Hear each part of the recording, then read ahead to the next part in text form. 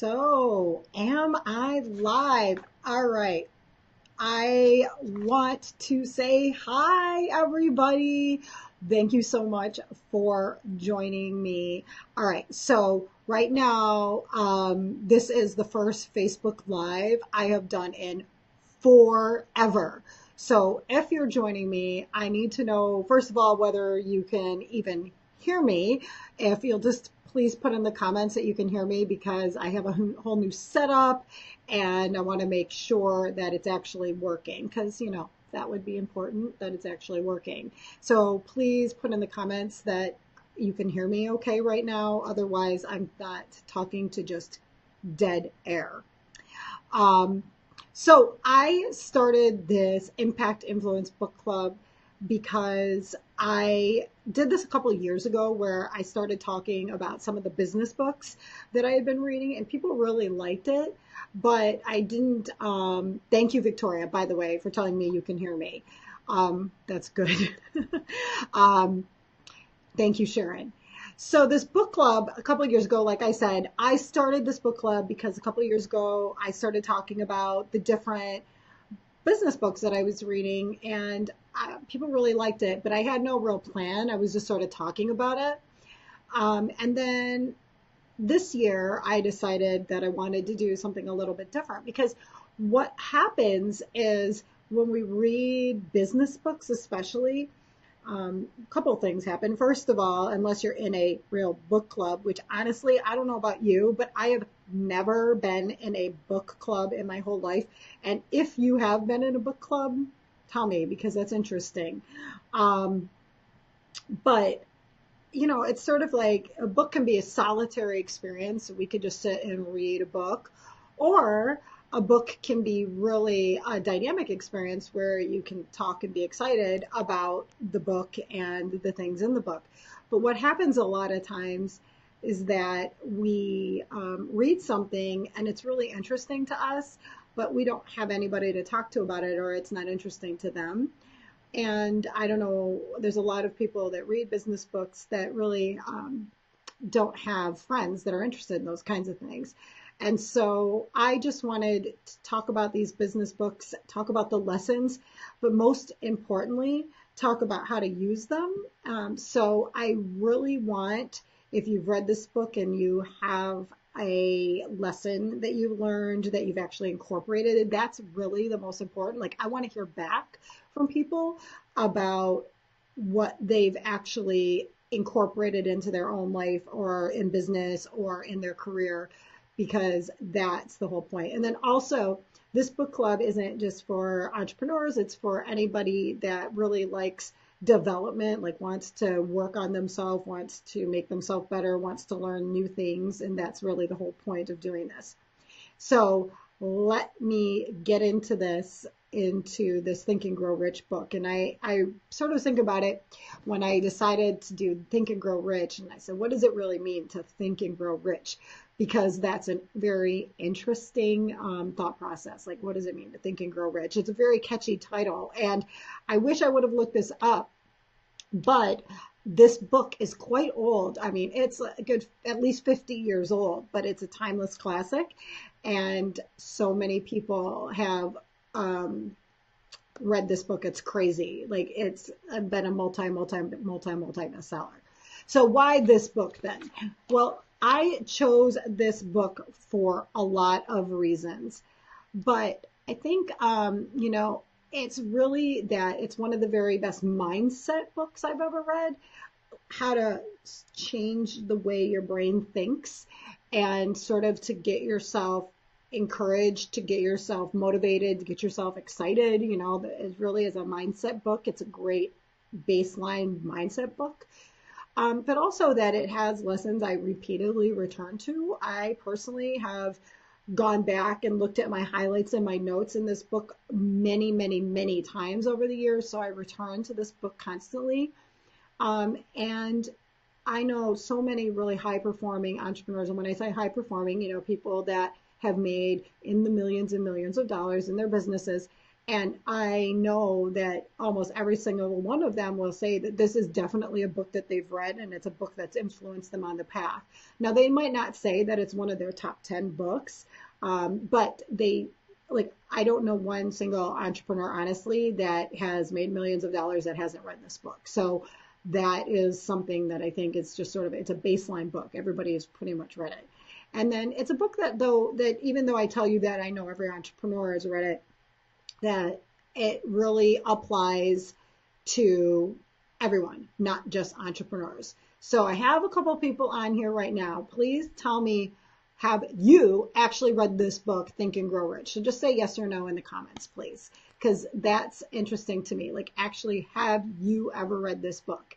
And then if you haven't, though, have you even heard about it? Because that's also important. Like, have you even heard about this book? So please let me know in the comments there. All right.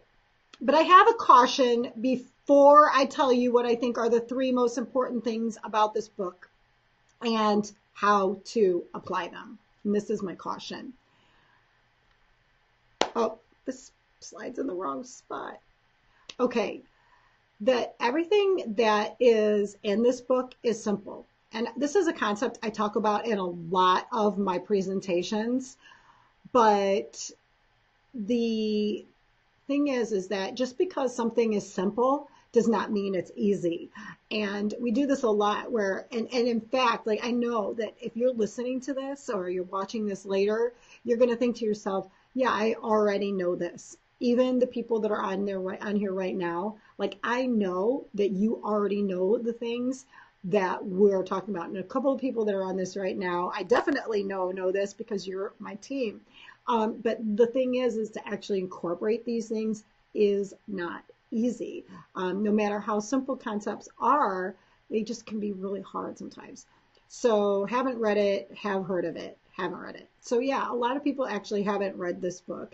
And I think that this is the important part about this is that the people that haven't read this,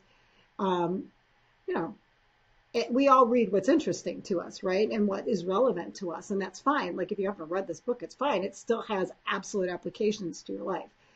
So, but like I said, the concepts are simple, but they're not easy to actually incorporate.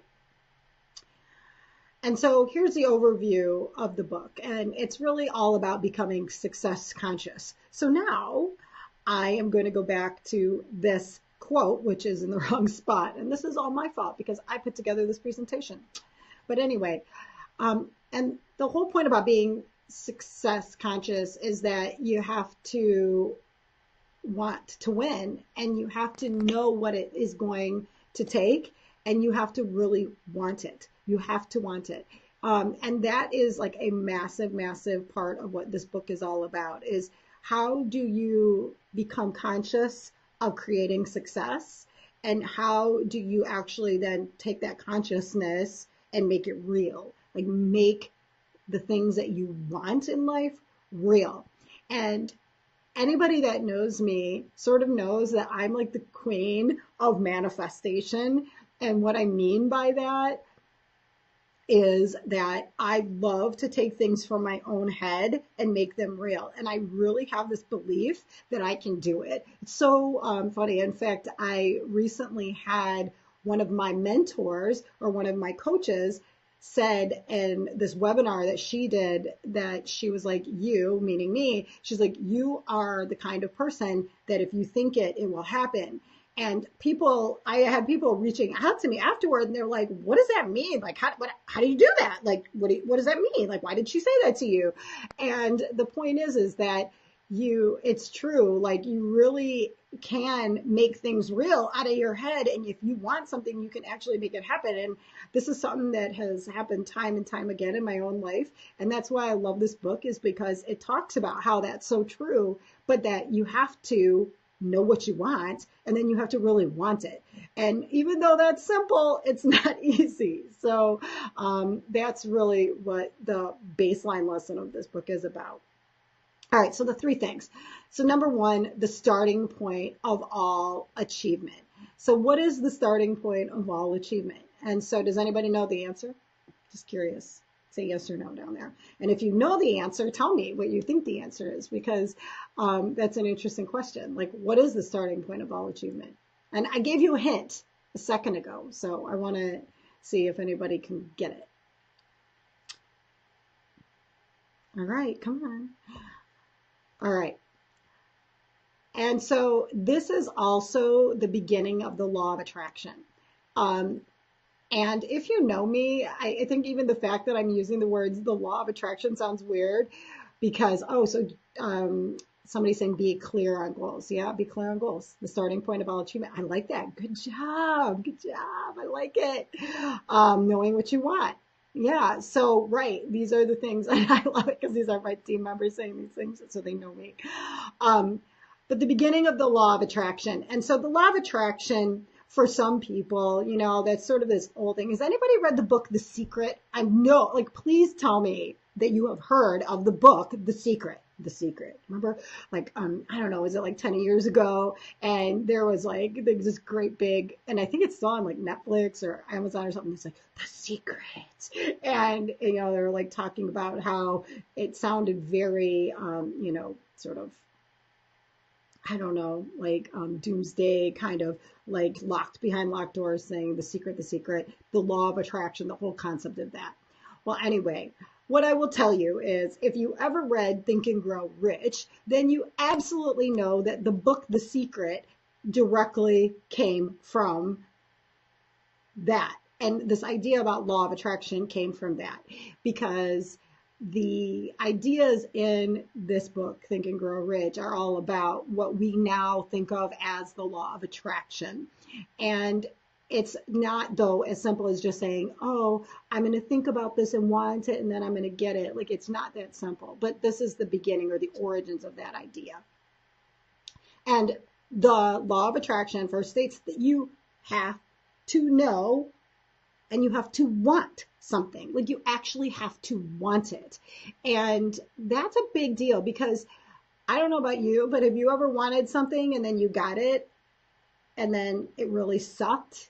You were like, oh my gosh, the beware of what you wish for, you may get it. Has anybody had that hand? Yeah, it's like beware of what you wish for, you may get it. And so that happens to so many of us is that we think we want things or we say we want things and we go for wanting things. And part of the reason that we think we want things is because other people want us to want these things. Our parents, our spouses, our friends, we're influenced by other people about the things that we want.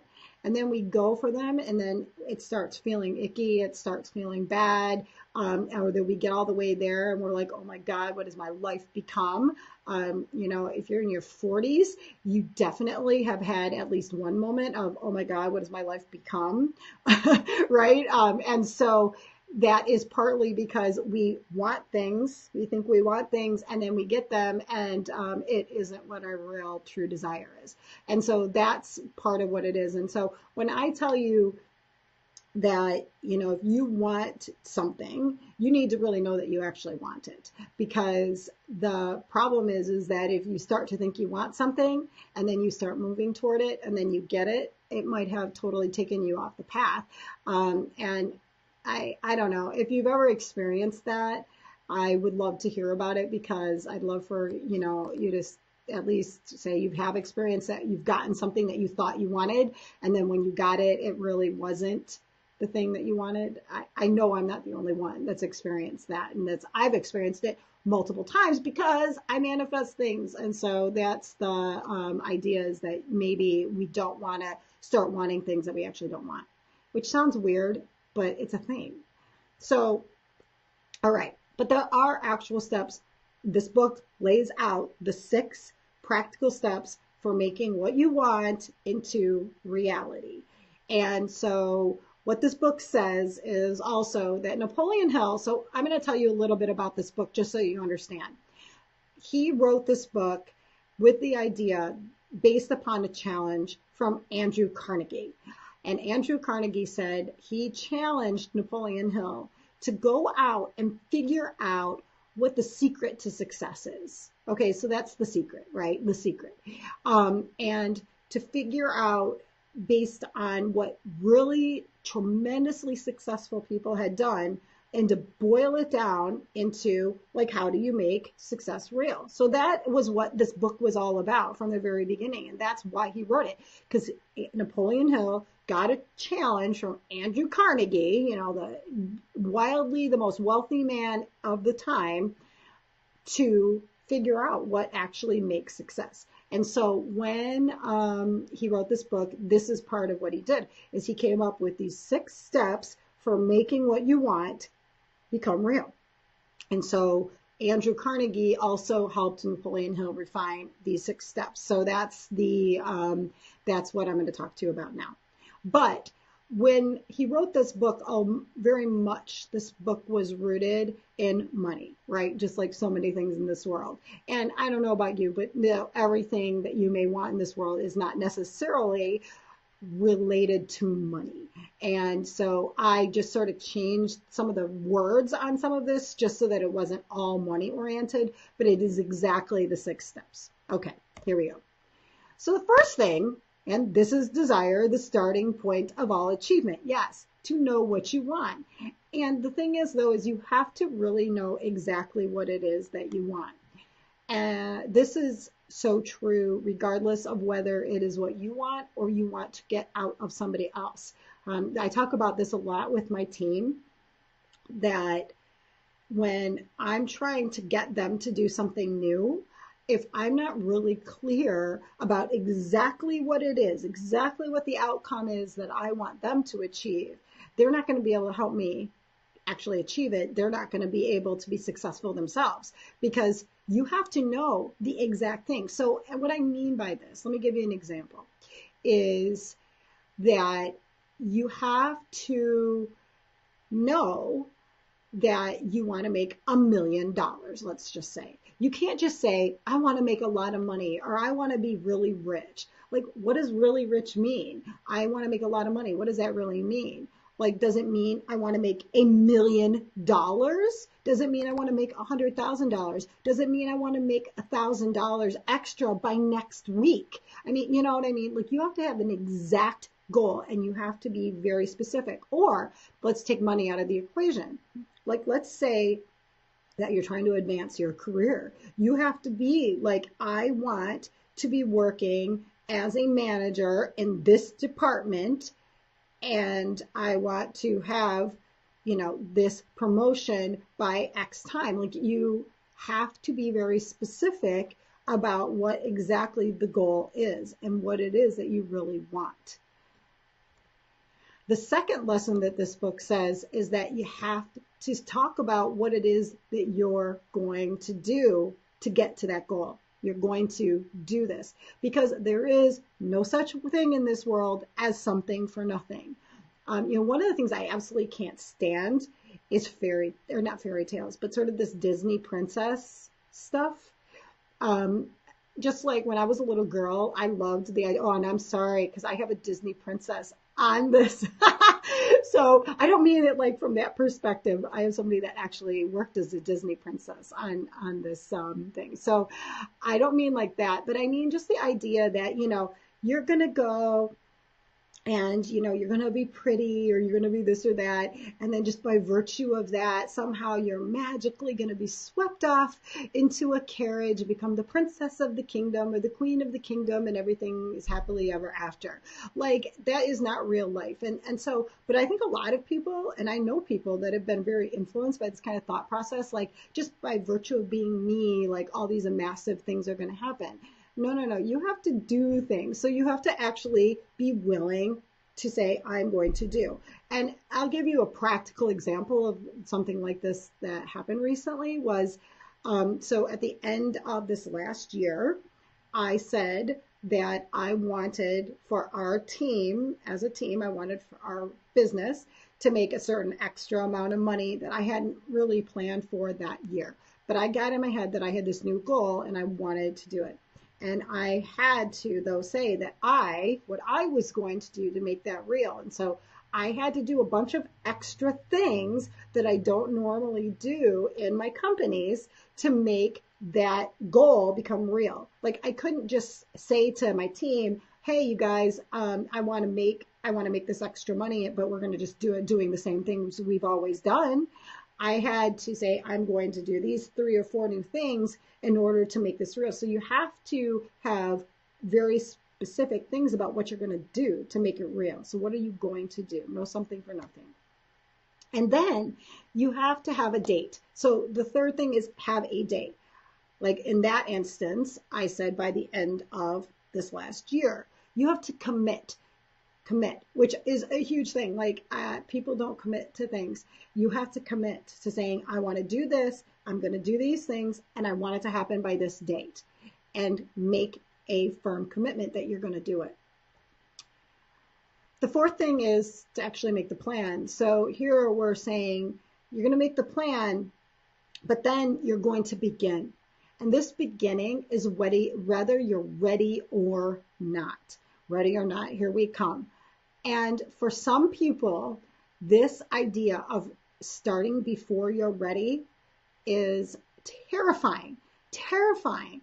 Now, there are certain people that are more inclined to start before they're ready. I am definitely one of them. But I just want for you guys to consider, the ones of you that are terrified or use like I'm not ready yet as the excuse, like I haven't completed my plan, that an object in motion stays in motion. An object at rest stays at rest. This is the simple laws of physics.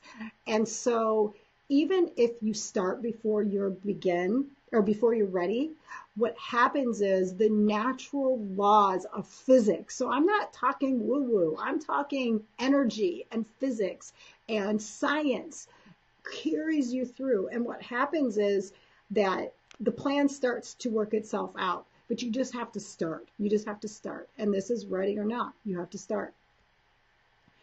The fifth thing is you do want to write it out. And so you want to really set it out in some kind of form where it's literally visible.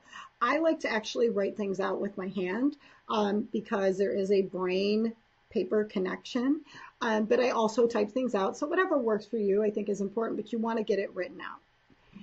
And then you want to look at it twice a day, morning, night, whatever is going to work for you, because by focusing on it, the focus actually helps you take it from idea to execution.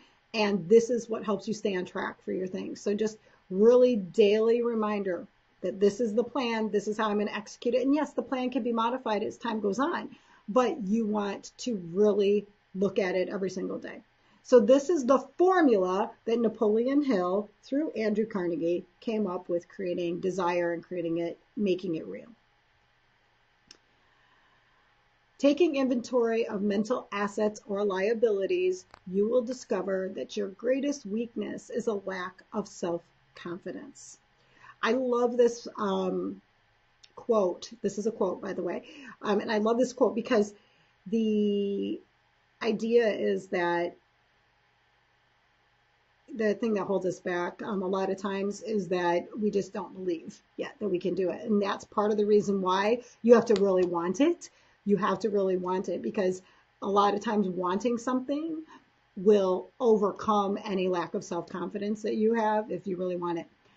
One of the things that this book talks about that I didn't, and I want to know, I know that there are some people on this call that have, or in this thing that have experienced this, that sometimes desire comes from necessity, right? And so you've accomplished something that came because you had no other choice. So, like if you got divorced and now you have to take care of yourself and your kids, that your desire to be able to do that and your ability to actually execute on that desire overcomes any fear that you have. Your fear is still there. It's almost paralyzing. It drives you crazy, but you have to do it because you feel like you have no other choice. And this book talks a lot about sometimes making this, making it where you have no choice is a powerful thing. Like cutting off all lines of retreat sort of will cause you to actually be able to perform. I don't necessarily tell you to do that because it's terrifying, but it is a huge thing. Like when people have babies, like there's this baby effect. When people have babies, like their business suddenly like rockets because it's like now you have this whole human thing and you have to perform. So think about times where you were backed into a corner and then you like did things that were amazing. And part of it was because you had to, you were able to mentally overcome. So there's an idea of just cutting off your lines of retreat that help you overcome any lack of self-confidence that you have. Forcing yourself to do things can sort of become your best thing. And that is something I'd like to see some of you consider. If you've ever done it, I'd like to hear about it. All right. So what is your greatest friend or enemy in doing this? So he talks about what is the greatest thing that will help you get through all of this. This is the second big lesson of this book. And what is your greatest friend or your greatest enemy? Does anybody know? Who is your greatest friend and who is your greatest enemy? Everybody knows the answer to this. I know you know it. Come on, put it in there. I want to hear it. Who's your greatest friend and who's your greatest enemy? I'm waiting. Yes, it's you. You are your greatest friend, and your own mind is really what it is. One of the things we tell my 7-year-old son all the time is you control your mind, not somebody else. You are in control of you. That's right. And, for a kid, he's like, no, my mind. No, you control your mind.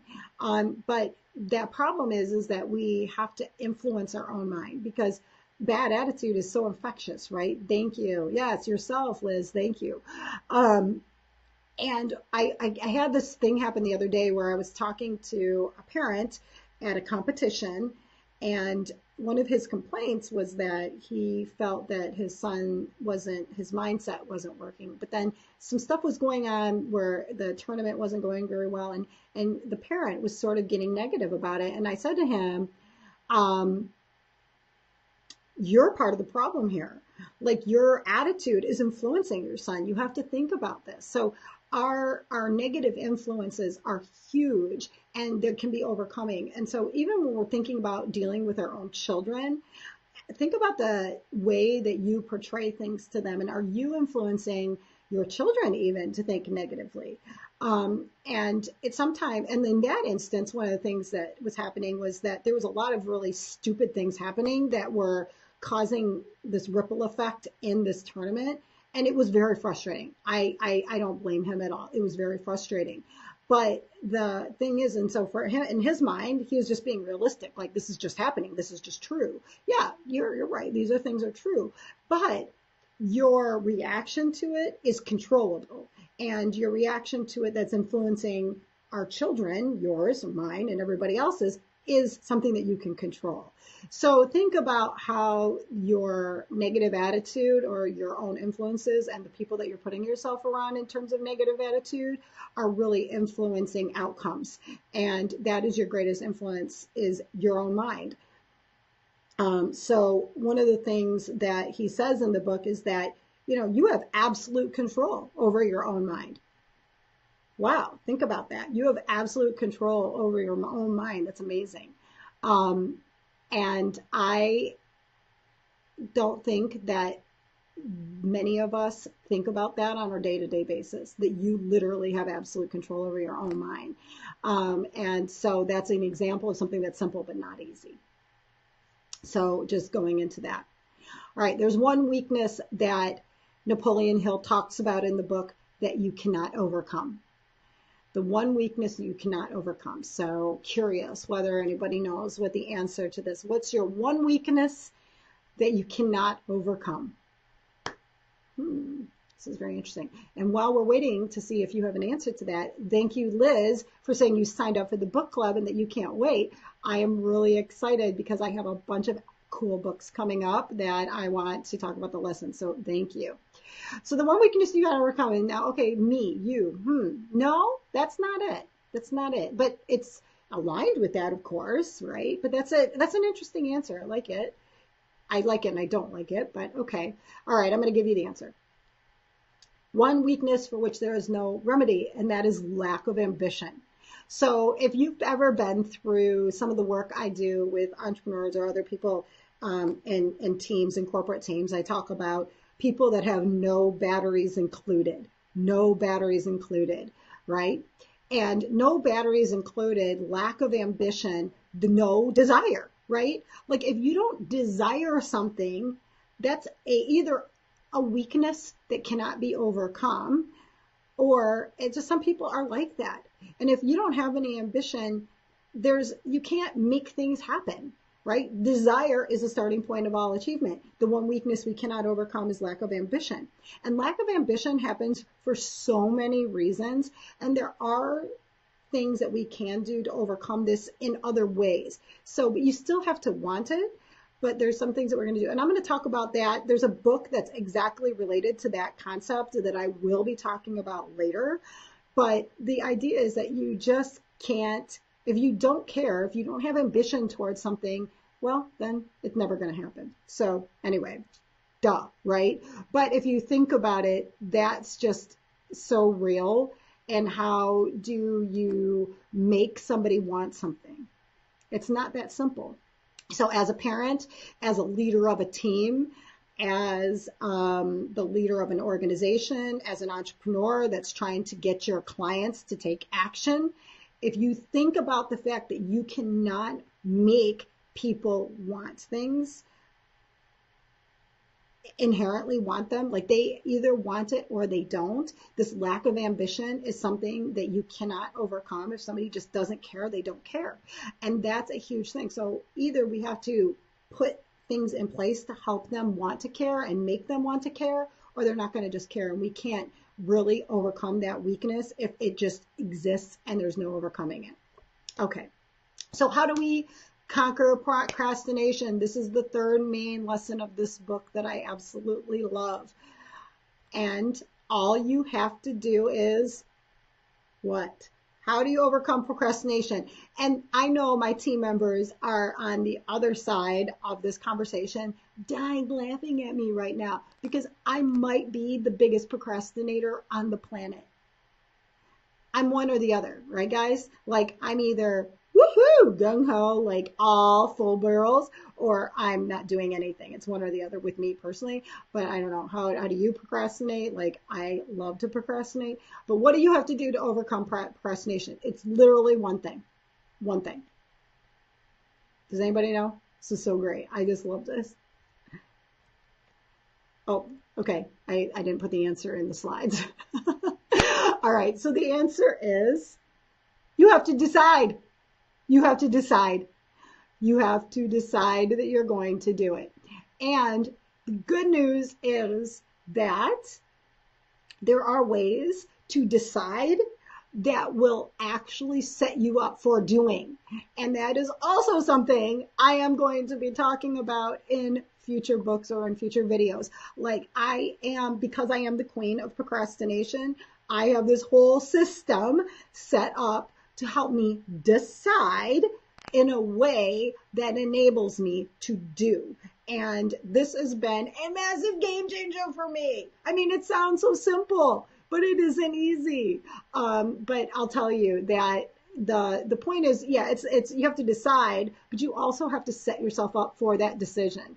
But one of the things that he also says, and this is in the PDF, I love this, analysis of several hundred people who had accumulated fortunes well beyond the $1 million mark disclosed the fact that every single one of them had the habit of reaching decisions promptly and of changing these decisions slowly if and when they were changed. So it's about getting into the habit of making a decision and then just going with it, right? And that's part of it. All you have to do is decide.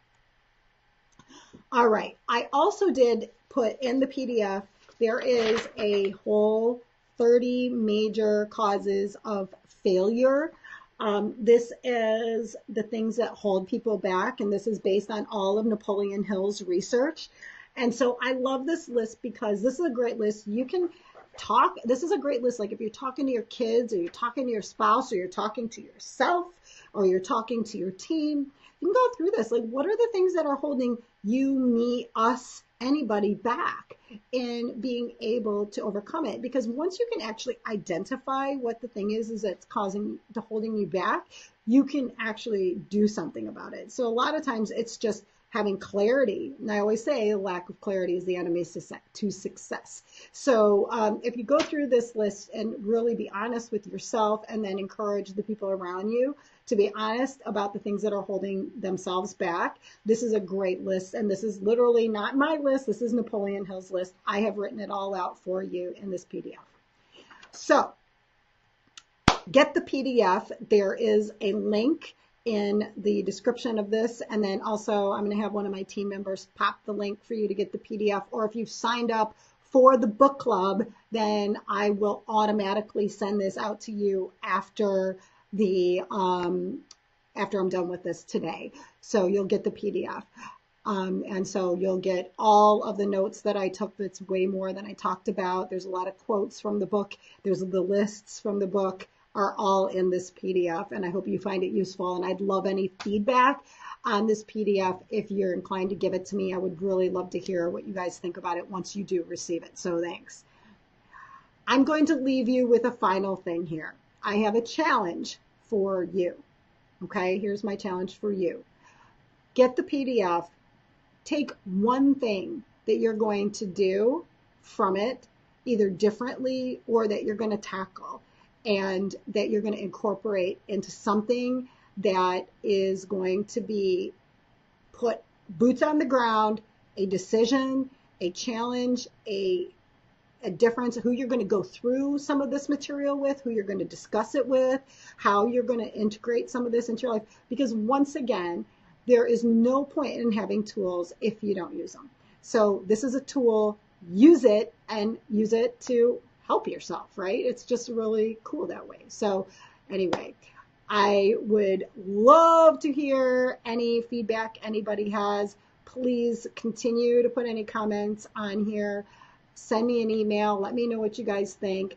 There is a whole list. If you go to that link, there's a whole list of the books that I have coming up that are probably, some of them you've heard of some before, some of them you may not. I tried to sort of choose a variety of types of books, but all of them will be applicable whether you're an entrepreneur or you're just a person trying to improve your life and your career, and the actual practical applications of people that are way smarter than me that are writing about these things. So thank you so much for joining me today. Bye.